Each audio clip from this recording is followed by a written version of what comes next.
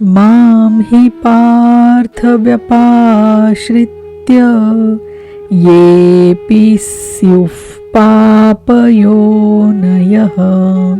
स्त्रियो वैश्यास्तथा शूद्रास् तेऽपि यान्ति परां गतिम्।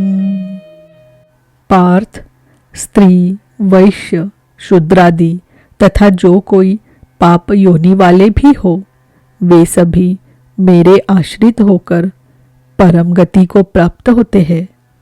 अतः ये गीता मनुष्य मात्र के लिए है, चाहे वो कुछ भी करता हो, कहीं भी पैदा हुआ हो, सबके लिए ये एक समान कल्याण का उपदेश करती है। गीता सार्वभौम है। पाप योनि अध्याय 16/7 और 21 में आसुरी वृत्ति के लक्षणों के अंतर्गत भगवान ने बताया कि जो शास्त्र विधि को त्याग कर नाम मात्र के यज्ञों द्वारा दंभ से यजन करते हैं, वे नरों में अधम है। यज्ञ है नहीं, किंतु नाम दे रखा है और दंभ से यजन करता है, वो क्रूर कर्मी और पापाचारी अर्थात पाप योनि है। जो मुझ परमात्मा से द्वेष करने वाले हैं, वही पापी है। वैश्य और शूद्र भगवत पथ की सीढ़ियां है। स्त्रियों के प्रति कभी सम्मान कभी हीनता की भावना समाज में रही है, इसलिए श्री कृष्ण ने इनका नाम लिया। योग प्रक्रिया में स्त्री और पुरुष दोनों का समान ही प्रवेश है। किं पुनर्ब्राह्मणा पुण्या भक्ता राजर्षयस्तथा अनित्यमसुखल्लोकम्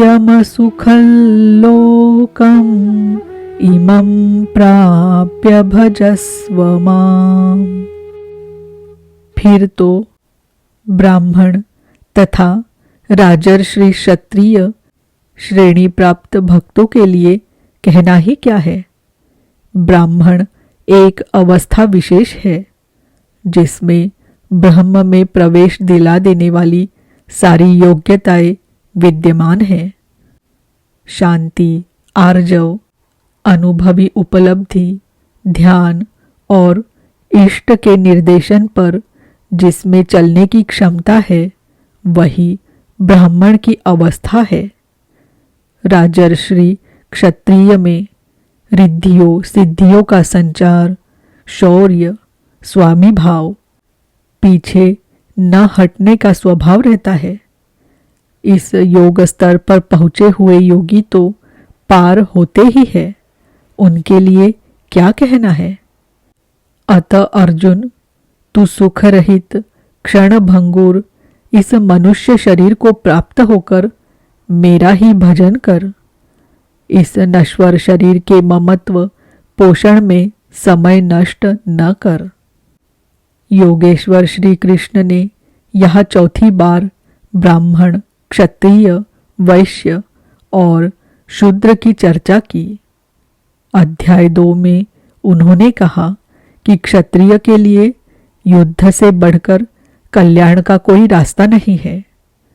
अध्याय 3 में उन्होंने कहा कि स्वधर्म में निधन भी श्रेयतर है। अध्याय 4 में उन्होंने संक्षेप में बताया कि 4 वर्णों की रचना मैंने की। तो क्या मनुष्यों को 4 जातियों में बांटा? बोले नहीं, गुण कर्म विभागशः। गुण के पैमाने से कर्म को 4 श्रेणियों में रखा। श्री कृष्ण के अनुसार कर्म एकमात्र यज्ञ की प्रक्रिया है। अतः इस यज्ञ को करने वाले 4 प्रकार के हैं। प्रवेश काल में वो यज्ञकर्ता शूद्र है, अल्पज्ञ है। कुछ करने की क्षमता आई, आत्मिक संपत्ति का संग्रह हुआ, तो वही यज्ञकर्ता वैश्य बन गया। इससे उन्नत होने पर प्रकृति के तीनों गुणों को काटने की क्षमता आ जाने पर वही साधक क्षत्रिय श्रेणी का है। और जब इसी साधक के स्वभाव में ब्रह्म में प्रवेश दिलाने वाली योग्यताएं ढल जाती है तो वही ब्राह्मण है। वैश्य एवं शूद्र की अपेक्षा क्षत्रिय और ब्राह्मण श्रेणी के साधक प्राप्ति के अधिक समीप है। शूद्र और वैश्य भी उसी ब्रह्म में प्रवेश पाकर शांत हो गए। फिर इसके आगे की अवस्था वालों के लिए तो कहना ही क्या है, उनके लिए तो निश्चित ही है। गीता, जिसका विस्तार वेद और अन्य उपनिषद जिनमें ब्रह्म विदुषी महिलाओं के आख्यान भरे पड़े हैं, तथाकथित धर्मभीरु रूढ़िवादी वेदाध्ययन के अधिकार अनधिकार की व्यवस्था देने में माथापच्ची करते रहे। लेकिन योगेश्वर श्री कृष्ण का स्पष्ट उद्घोष है कि यज्ञार्थ कर्म की निर्धारित क्रिया में स्त्री पुरुष सभी प्रवेश ले सकते हैं। अब वे भजन की धारणा पर प्रोत्साहन देते हैं। मन्मना भव मद्भक्तो मत्याजी मां नमस्कुरु मामे वैश्यसि युक्त्वैवम् आत्मानं मत्परायणः। अर्जुन, मेरे में ही मन वाला हो, सिवाय मेरे दूसरे भाव मन में न आने पाए। मेरा अनन्य भक्त हो, अनवरत चिंतन में लग, श्रद्धा सहित मेरा ही निरंतर पूजन कर और मेरे को ही नमस्कार कर। इस प्रकार मेरी शरण हुआ आत्मा को मुझ में एक ही भाव से स्थित कर तू मुझे ही प्राप्त होगा, अर्थात मेरे साथ एकता प्राप्त करेगा। निष्कर्ष, इस अध्याय के आरंभ में श्री कृष्ण ने कहा, अर्जुन, तुझ दोष रहित भक्त के लिए मैं इस ज्ञान को विज्ञान सहित कहूँगा, जिसे जानकर कुछ भी जानना शेष नहीं रहेगा। इसे जानकर तू संसार बंधन से छूट जाएगा। ये ज्ञान संपूर्ण विद्याओं का राजा है। विद्या वो है जो परब्रह्म में प्रवेश दिलाए। ये ज्ञान उसका भी राजा है, अर्थात निश्चित कल्याण करने वाला है। ये संपूर्ण गोपनीयों का भी राजा है, गोपनीय वस्तु को भी प्रत्यक्ष करने वाला है। ये प्रत्यक्ष फल वाला, साधन करने में सुगम और अविनाशी है। इसका थोड़ा भी साधन आपसे पार लग जाए तो इसका कभी नाश नहीं होता, वरन इसके प्रभाव से वो परम श्रेय तक पहुंच जाता है। किंतु इसमें एक शर्त है। श्रद्धा विहीन पुरुष परम गति को प्राप्त न होकर संसार चक्र में भटकता है। योगेश्वर श्री कृष्ण ने योग के ऐश्वर्य पर भी प्रकाश डाला। दुख के संयोग का वियोग ही योग है, अर्थात जो संसार के संयोग वियोग से सर्वथा रहित है उसका नाम योग है। परम तत्व परमात्मा के मिलन का नाम योग है।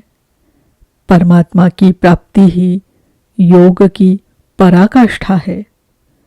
जो इसमें प्रवेश पा गया उस योगी के प्रभाव को देख कि संपूर्ण भूतों का स्वामी और जीवधारियों का पोषण करने वाला होने पर भी मेरा आत्मा उन भूतों में स्थित नहीं है। मैं आत्मस्वरूप में स्थित हूँ, वही हूँ। जैसे आकाश से उत्पन्न सर्वत्र विचरने वाला वायु आकाश में ही स्थित है, किंतु उसे मलिन नहीं कर पाता, उसी प्रकार संपूर्ण भूत मुझ में स्थित है, लेकिन मैं उनमें लिप्त नहीं हूँ। अर्जुन, कल्प के आदि में मैं भूतों को विशेष प्रकार से रचता हूँ, सजाता हूँ, और कल्प के पूर्ति काल में संपूर्ण भूत मेरी प्रकृति को अर्थात योगारूढ़ महापुरुष की रहनी को, उनके अव्यक्त भाव को प्राप्त होते हैं। यद्यपि महापुरुष प्रकृति से परे है, किंतु प्राप्ति के पश्चात स्वभाव अर्थात स्वयं में स्थित रहते हुए लोक संग्रह के लिए जो कार्य करता है वो उसकी एक रहनी है। इसी रहनी के कार्यकलाप को उस महापुरुष की प्रकृति कहकर संबोधित किया गया है। एक रचयिता तो मैं हूँ, जो भूतों को कल्प के लिए प्रेरित करता हूँ, और दूसरी रचयिता त्रिगुणमयी प्रकृति है, जो मेरे अध्यास से चराचर सहित भूतों को रचती है। ये भी एक कल्प है, जिसमें शरीर परिवर्तन, स्वभाव परिवर्तन और काल परिवर्तन निहित है। गोस्वामी तुलसीदास जी भी यही कहते हैं, एक दुष्ट अतिशय दुख रूपा, जा बस जीव पराभव कूपा। प्रकृति के दो भेद विद्या और अविद्या है। इनमें अविद्या दुष्ट है, दुख रूप है, जिससे विवश जीव भवकूप में पड़ा है, जिससे प्रेरित होकर जीव काल, कर्म, स्वभाव और गुण के घेरे में आ जाता है। दूसरी है विद्या माया, जिसे श्री कृष्ण कहते हैं कि मैं रचता हूँ। गोस्वामी जी के अनुसार प्रभु रचते हैं। एक रचई जग गुण बस जाके, प्रभु प्रेरित नहीं निज बल ताके। ये जगत की रचना करती है, जिसके आश्रित गुण है। कल्याणकारी गुण एकमात्र ईश्वर में है। प्रकृति में गुण है ही नहीं, वो तो नश्वर है। लेकिन विद्या में प्रभु ही प्रेरक बनकर करते हैं। इस प्रकार कल्प दो प्रकार के हैं। एक तो वस्तु का शरीर और काल का परिवर्तन कल्प है। ये परिवर्तन प्रकृति ही मेरे आभास से करती है, किंतु इससे महान कल्प जो आत्मा को निर्मल स्वरूप प्रदान करता है, उसका श्रृंगार महापुरुष करते हैं। वे अचेत भूतों को सचेत करते हैं। भजन का आदि ही इस कल्प का आरंभ है, और भजन की पराकाष्ठा कल्प का अंत है। जब ये कल्प भवरोग से पूर्ण निरोग बनाकर शाश्वत ब्रह्म में प्रवेश अर्थात स्थिति दिला देता है, उस प्रवेश काल में योगी मेरी रहनी और मेरे स्वरूप को प्राप्त होता है। प्राप्ति के पश्चात महापुरुष की रहनी ही उसकी प्रकृति है। धर्म ग्रंथों में कथानक मिलते हैं कि चारों युग बीतने पर ही कल्प पूर्ण होता है, महाप्रलय होता है। प्रायः लोग इसे यथार्थ नहीं समझते। युग का अर्थ है दो, आप अलग है, आराध्य अलग है, तब तक युग धर्म रहेंगे।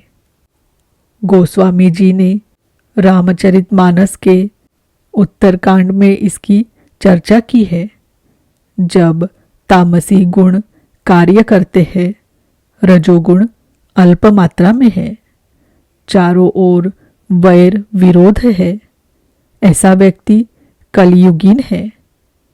वो भजन नहीं कर पाता, किंतु साधन प्रारंभ होने पर युग परिवर्तन हो जाता है।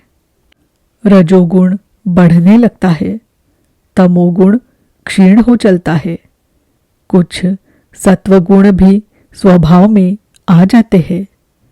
हर्ष और भय की दुविधा लगी रहती है तो वही साधक द्वापर की अवस्था में आ जाता है। क्रमशः सत्वगुण का बाहुल्य होने पर रजोगुण स्वल्प रह जाता है। आराधना कर्म में रति हो जाती है। ऐसे त्रेता युग में त्याग की स्थिति वाला साधक अनेकों यज्ञ करता है। यज्ञानाम जप यज्ञोस्मि। यज्ञ श्रेणी वाला जप जिसका उतार चढ़ाव श्वास प्रश्वास पर है, उसे करने की क्षमता रहती है। जब मात्र सत्वगुण शेष रहा, विषमता खो गई, समता आ गई, ये कृतयुग अर्थात कृतार्थ युग अथवा सत्य युग का प्रभाव है। उस समय सब योगी विज्ञानी होते हैं, ईश्वर से मिलने वाले होते हैं। स्वाभाविक ध्यान पकड़ने की उनमें क्षमता रहती है। विवेकी जन युग धर्मों का उतार चढ़ाव मन में समझते हैं। मन के निरोध के लिए अधर्म का परित्याग कर धर्म में प्रवृत्त हो जाते हैं। निरुद्ध मन का भी विलय हो जाने पर युगों के साथ साथ कल्प का भी अंत हो जाता है। पूर्णता में प्रवेश दिलाकर कल्प भी शांत हो जाता है। यही प्रलय है, जब प्रकृति पुरुष में विलीन हो जाती है। इसके पश्चात महापुरुष की जो रहनी है वही उसकी प्रकृति है, उसका स्वभाव है। योगेश्वर श्री कृष्ण कहते हैं, अर्जुन, मूढ़ लोग मुझे नहीं जानते, मुझ ईश्वरों के ईश्वर को भी तुच्छ समझते हैं, साधारण मनुष्य मानते हैं। प्रत्येक महापुरुष के साथ ये विडंबना रही है कि तत्कालीन समाज ने उनकी उपेक्षा की, उनका डटकर विरोध हुआ। श्री कृष्ण भी इसके अपवाद नहीं थे। वे कहते हैं, मैं परम भाव में स्थित हूँ, किंतु शरीर मेरा भी मनुष्य का ही है। अतः मूढ़ पुरुष मुझे तुच्छ कहकर, मनुष्य कहकर संबोधित करते हैं।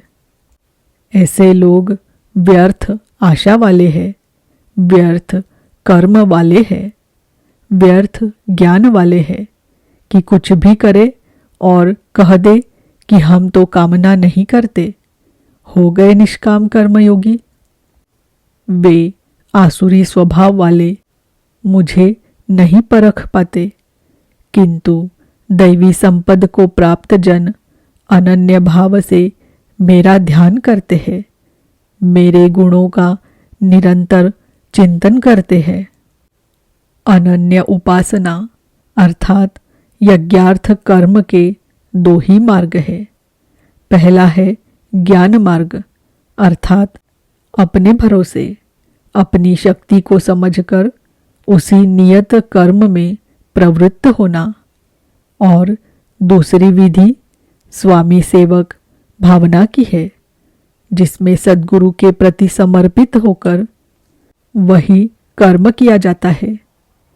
इन्हीं दो दृष्टियों से लोग मुझे उपासते हैं, किंतु उनके द्वारा जो पार लगता है वो यज्ञ, वो हवन, वो कर्ता, श्रद्धा और औषधि जिससे भवरोग की चिकित्सा होती है, मैं ही हूँ।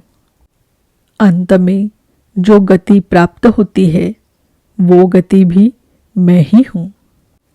इसी यज्ञ को लोग त्रैविद्या अर्थात प्रार्थना, यजन और समत्व दिलाने वाली विधियों से संपादित करते हैं, किंतु बदले में स्वर्ग की कामना करते हैं तो मैं स्वर्ग भी देता हूँ।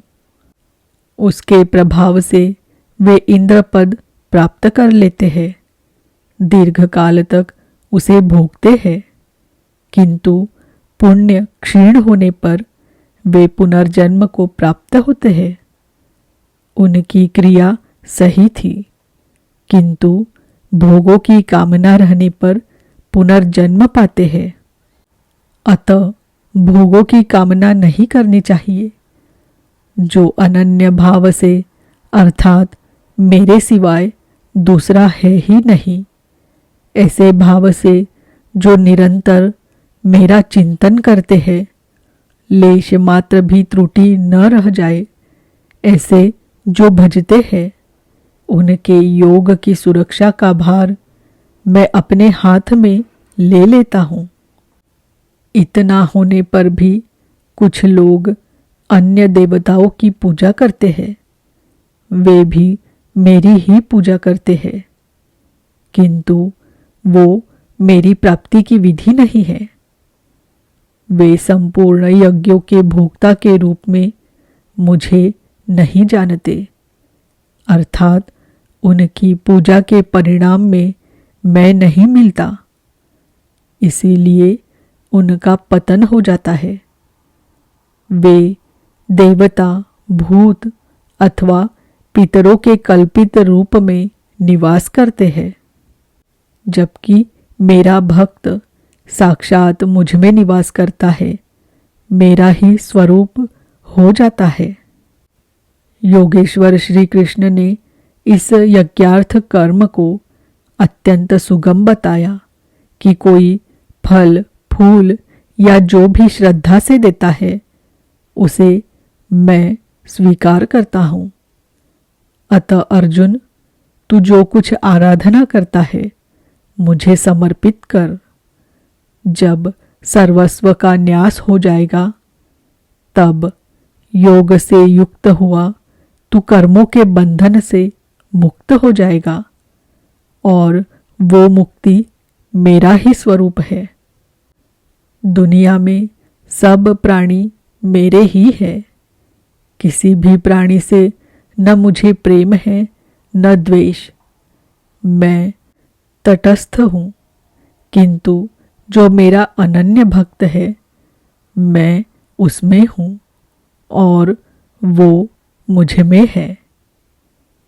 अत्यंत दुराचारी, जघन्यतम पापी ही कोई क्यों न हो, फिर भी अनन्य श्रद्धा भक्ति से मुझे भजता है तो वो साधु मानने योग्य है। उसका निश्चय स्थिर है तो वो शीघ्र ही परम से संयुक्त हो जाता है और सदा रहने वाली परम शांति को प्राप्त होता है। यहाँ श्री कृष्ण ने स्पष्ट किया कि धार्मिक कौन है। सृष्टि में जन्म लेने वाला कोई भी प्राणी अनन्य भाव से एक परमात्मा को भजता है, उसका चिंतन करता है, तो वो शीघ्र ही धार्मिक हो जाता है। अतः धार्मिक वो है जो एक परमात्मा का सुमिरन करता है। अंत में आश्वासन देते हैं, अर्जुन, मेरा भक्त कभी नष्ट नहीं होता। कोई शूद्र हो, नीच हो, आदिवासी हो या अनादिवासी या कुछ भी नामधारी हो, पुरुष अथवा स्त्री हो अथवा पाप योनि, तिर्यक योनि वाला भी जो हो, मेरी शरण होकर परम श्रेय को प्राप्त होता है। इसलिए अर्जुन, सुख रहित, क्षणभंगुर किंतु दुर्लभ मनुष्य शरीर को पाकर मेरा भजन कर। फिर तो जो ब्रह्म में प्रवेश दिलाने वाली अर्हताओं से युक्त है, उस ब्राह्मण तथा जो राजर्षित्व के स्तर से भजने वाला है, ऐसे योगी के लिए कहना ही क्या है, वो तो पार ही है। अतः अर्जुन, निरंतर मुझ में मन वाला हो, निरंतर नमस्कार कर। इस प्रकार मेरी शरण हुआ तू मुझे ही प्राप्त होगा, जहाँ से पीछे लौटकर नहीं आना पड़ता। प्रस्तुत अध्याय में उस विद्या पर प्रकाश डाला गया जिसे श्री कृष्ण स्वयं जागृत करते हैं। ये राज विद्या है जो एक बार जागृत होने पर निश्चित कल्याण करती है। अतः ओम तत्सदिति श्रीमद्भगवद्गीतासूपनिषत्सु ब्रह्म विद्यायां योगशास्त्रे श्रीकृष्णार्जुन संवादे राजविद्या जागृति नाम 9वाध्यायः। इस प्रकार श्री भगवद गीता रूपी उपनिषद एवं ब्रह्म विद्या तथा योग शास्त्र विषयक श्री कृष्ण और अर्जुन के संवाद में राज विद्या जागृति नामक 9वां अध्याय पूर्ण होता है। हरिओम तत्सत।